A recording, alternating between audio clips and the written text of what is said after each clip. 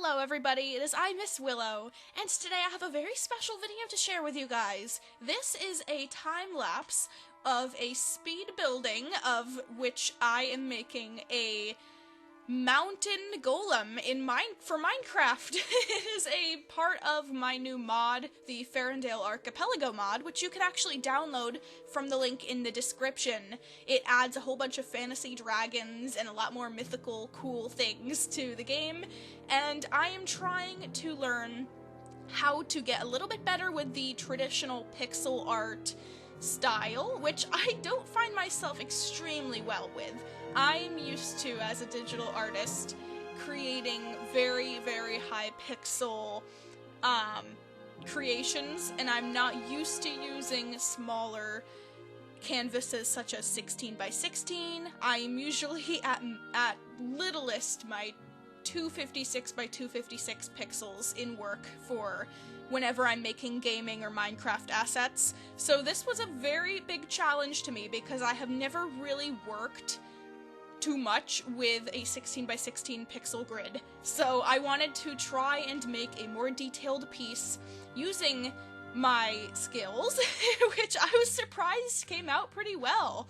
Modeling this golem was actually the first golem I've ever modeled, which was surprising because I wanted to have a whole bunch of crystals forming out of its head and back and cheeks. I wanted this mountain golem to look like it had just been grown out of the ground and has many different types of ores attached to its body.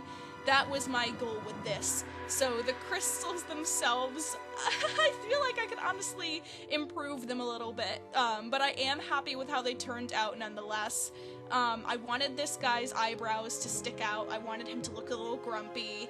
I was very shocked with how easy it was to make.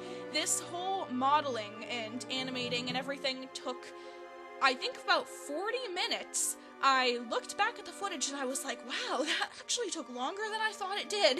But, it was okay. It was okay. I feel like for this, that was a perfect amount of time. The coloring was fairly easier than I imagined it would have been.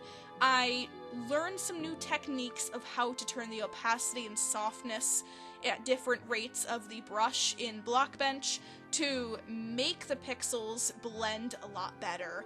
I realized that making a lower pixel art is not that hard, especially if you know how to blend the different colors together. I felt like stripes for the back would make it look like different layered muds and material that you would find in a cave, so I made the larger segment of his body looking like that. The crystals, I still had to decide what mineral I wanted them to be. So I went with a diamond. Of course, I might in the future make different golems to depict different minerals and resources and ores, but I felt like this one could have a whole bunch of them, diamond being one of the most prominent growing out of its back. I added some little veins of diamond along the body. I gave this one blue eyes, kind of as if they were gems. And I also, towards the end, decided to add a couple patches of coal so that the player could see, oh, okay, so this isn't just a diamond golem, this is a creature of almost all sorts of ore types. So you can see the different little scratchy stripes of diamonds that I added in there, making them more shiny.